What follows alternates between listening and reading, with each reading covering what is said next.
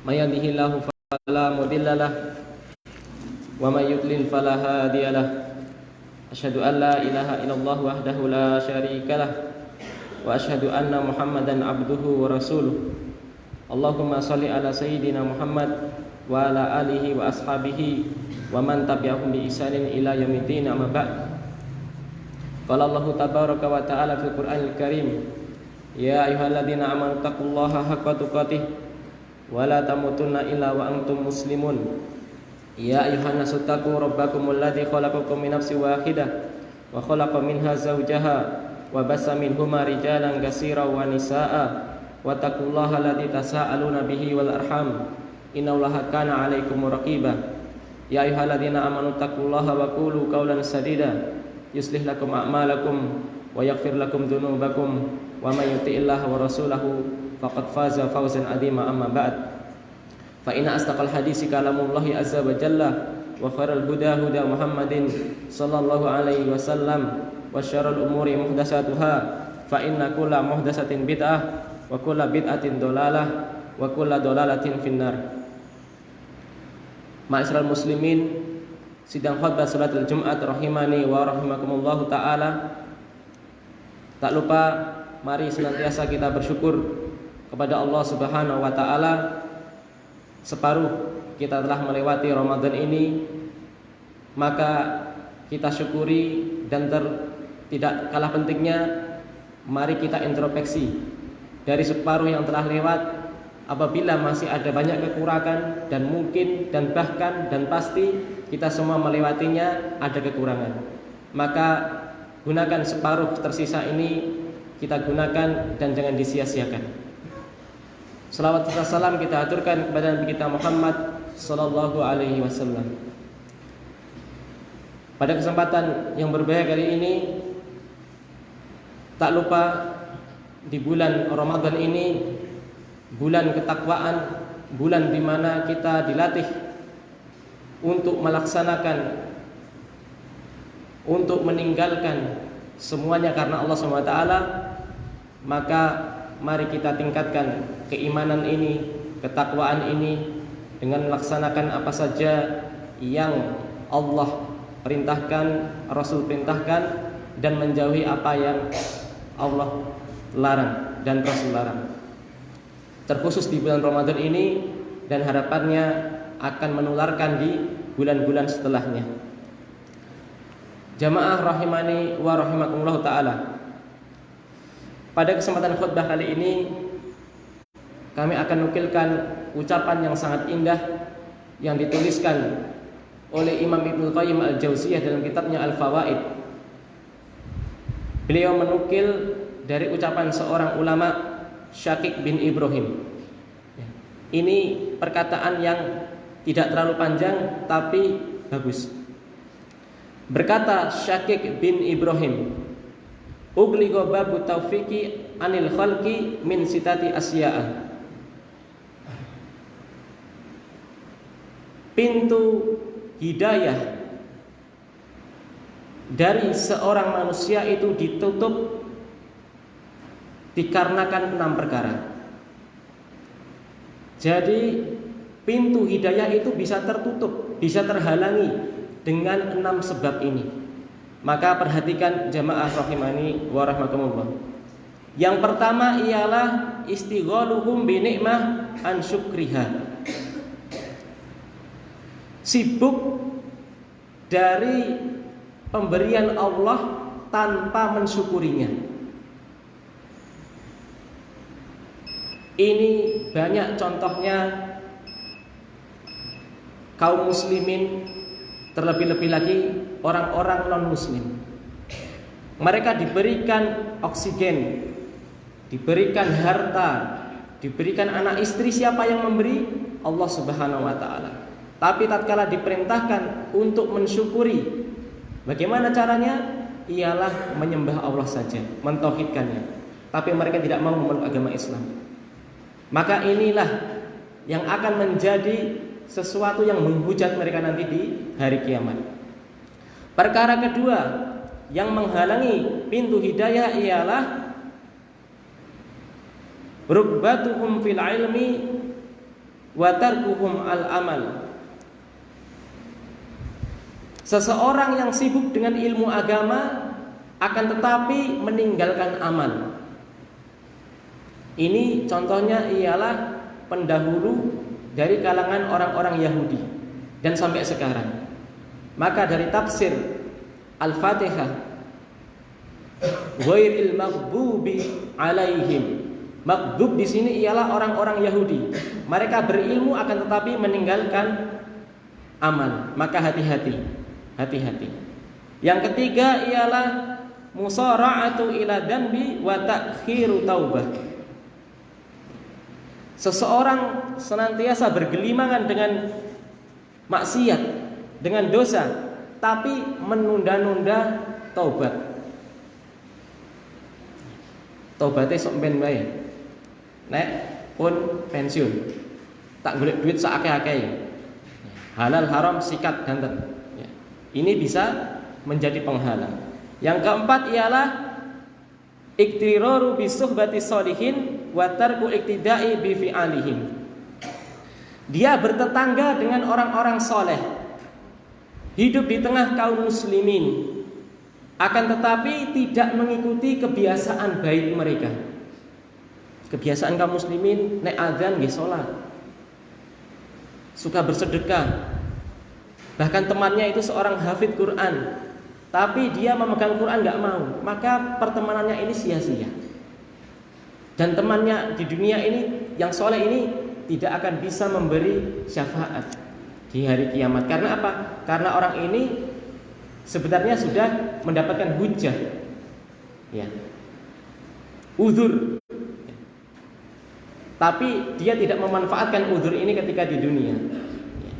Maka hilanglah udzur tadi. Sudah diutus Rasul, sudah diturunkan Al-Quran, bahkan para ulama, orang-orang yang berilmu ada di sekitarnya, tapi dia tidak mengikuti ajaran Islam. Maka hilanglah udzur orang tersebut. Yang kelima ialah, dan yang keenam, 5-6 ini hampir jadi satu. Idbarud dunya anhum wa hum yattabi'unaha. Dan yang keenam, iqbalul akhirah alaihim wa hum mu'riduna anha. Ya. Seseorang pergi meninggalkan dunia atau melakukan perjalanan dan pasti meninggal dunia. Akan tetapi dia malah menyongsong dunia tadi, menyibukkan perkara-perkara dunia. Ya. Umure saya akeh, mboten saya tambah cedak kalih Allah, tapi masih saja ragus terhadap dunia. Dan yang nomor 6, akhirat itu menghampirinya, karena semua orang pasti mati. Akan tetapi dia membelakangi akhirat, nyingkuri akhirat. Kalau diingatkan tentang nyawa, tentang mati, tentang surga neraka, tidak percaya. Jamaah rahimani wa rahmatullah. Maka dari yang kami kumpulkan tentang 6 perkara ini, ada beberapa hal yang perlu disampaikan. Yang pertama, obat nomor 1 ialah mensyukuri. La in sakartum la azidannakum. Orang itu sering-sering mengucapkan hamdalah, ya. Maka doa setelah berhias, ya, doa setelah memakai pakaian, doa setelah makan itu kebanyakan dengan ucapan alhamdulillah. Supaya ingat nikmat yang ada pada diri kita ini segalanya pemberian Allah, dan menggunakan nikmat tadi untuk ketaatan. Kunci nomor 2, ya, kunci nomor 2 agar tidak meninggalkan amal ialah mengingat-ingat ayat Al-Quran. Ya ayyuhalladzina amanu lima taquluna ma la taf'alun. Wahai orang-orang yang beriman, kenapa kalian mengucapkan sesuatu perkataan yang kalian tidak beramal? Kabura maqatan indallahi an taqulu ma la taf'alun. Sungguh besar murka Allah terhadap orang-orang yang ngomong tok tapi orang beramal. Na'udzubillah. Ingat-ingat terus itu. Yang ketiga ialah jangan pernah menunda-nunda taubat. Ya. Jangan pernah menunda-nunda taubat. Allah Ta'ala berfirman, ya ayyuhalladzina amanu ilallahi tubu ilallahi taubatan nasuha. Wahai orang-orang yang beriman, bertobatlah kalian kepada Allah dengan taubat yang sungguh-sungguh. Asa rabbukum an yukaffir ankum sayyi'atikum wa yudkhilkum jannatin tajri min tahtihal anharu. Semoga dengan taubat tadi Allah menghapuskan dari kalian dosa-dosa kalian. Wis dihapus dosane, tasih dilebetke wonten surgane Allah Subhanahu wa taala yang mengalir di bawahnya sungai-sungai. Aku qouli hadza wa astaghfirullah li wa lakum wa lisa'il muslimin wal muslimat fastaghfiruhu innahu wal ghafurur rahim.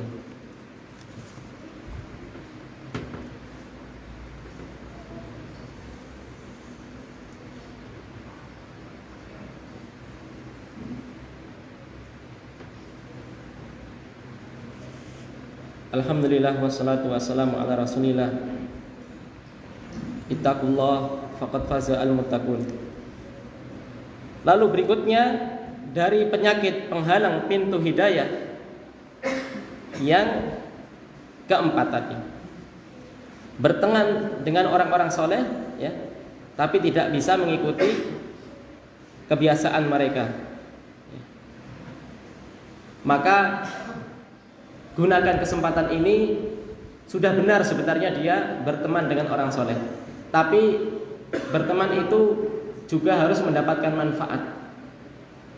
Kalau seorang pedagang itu akan berteman dengan pedagang yang senior supaya dapat trik-trik dalam jual beli, maka harusnya ketika kita berteman dengan orang soleh, harusnya kita juga mendapatkan trik-trik bagaimana masuk surga. Dan yang kelima dan yang keenam ialah senantiasa, ya, supaya kita tidak sibuk dengan dunia dan senantiasa menghadap kepada akhirat, ialah menghayati firman Allah Ta'ala, wal akhiratu khairu wa abqa. Dan akhirat itu ialah sesuatu yang lebih baik dan lebih kekal. Juga hadis Nabi, kun fid dunya ka'annaka gharibun aw 'abirus sabilin. Nabi itu pernah berpesan, jadilah kamu, ya, di dunia ini hidup seakan-akan sekedar seorang musafir,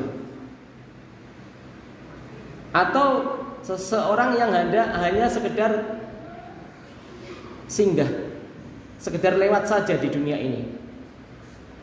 Orang kalau musafir, orang kalau hanya sekedar lewat, kira-kira golek sangu sak cukupe untuk akhirat, apa dia malah tinggal menetap di tempat singgah tadi? Jawabannya dia cuma memanfaatkan saja. Orang malah tuku lemah nang kono, ya, beristri dengan orang situ, lalu malah tinggal di situ. Padahal ini dia tidak selamanya, dia cuma mampir. Ya. Maka orang zaman dulu benar, ya, kalau hidup di dunia itu sekedar cuma mampir ngombe, ya udah ngombe saja. Habis itu lanjutkan perjalanan. Dan orang musafir itu mencari bekal yang memang benar-benar bermanfaat saja. Ya. Ibaratnya kalau orang itu pergi ke Jakarta, isak cukup baik. Ya. Pakai dompet, ATM, HP, sak CC, ganti baju cuma satu, dah cukup nanti sampai Jakarta. Tapi nek kabeh digawa, omahe digawa, nah, nanti dibutuhne pira-pira truk nanti. Ya. Akan menghalangi, bahkan tidak boleh naik sama Pak Kondektur. Ini contoh, ya, contoh orang supaya tidak lalai juga itu para ulama menasihatkan supaya sering-sering ziarah kubur. Jadi mari, ya, ziarah kubur itu sunnah. Adapun praktek-praktek ziarah kubur yang terkandung di dalamnya tawassul yang mengandung kesyirikan, itu tidak serta-merta lalu ziarah kubur menjadi jelek. Tidak. Maka kita contohkan, kalau ayah ibunya, kakeknya sudah wafat, kuburannya bercedak, diusahakan, ya, jangan sampai belas sesasi pisan mboten ziarah. Ziarah ngenteni napa? Nek ajeng Ramadan, biasanya gitu. Ini akan mengingatkan tentang akhirat. Mengunjungi orang sakit, mentalkin orang sakaratul maut, ini bisa mengingatkan akhirat. Ulama dulu ada, ini pernah saya sampaikan. Jadi dia sengaja di belakang rumah niku gawe kuburan, Pak. Gawe kuburan. 1 kali 2 meter. Mboten ditutup, ben memang buka itu. Kalau dia pas males tahajud, males sholat jamaah, males puasa sunnah, maka dia nyemplung teng kuburan niku terus tidur sebentar. Lalu ia ingat, oh seperti ini kuburan, padahal ini masih dunia. Maka dia bangkit dan ingat akhirat dan semangat lagi. Ini yang bisa kita sampaikan. Semoga bermanfaat dari khutbah kali ini.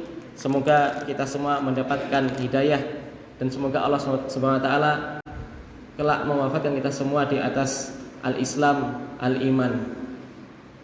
Allahumma shalli ala Muhammad wa ali Muhammad kama shallaita ala Ibrahim wa ala Ibrahim wa barik ala Muhammad wa ali Muhammad kama barakta ala Ibrahim wa ala Ibrahim fil alamin innaka Hamidum Majid. Alhamdulillahil alamin.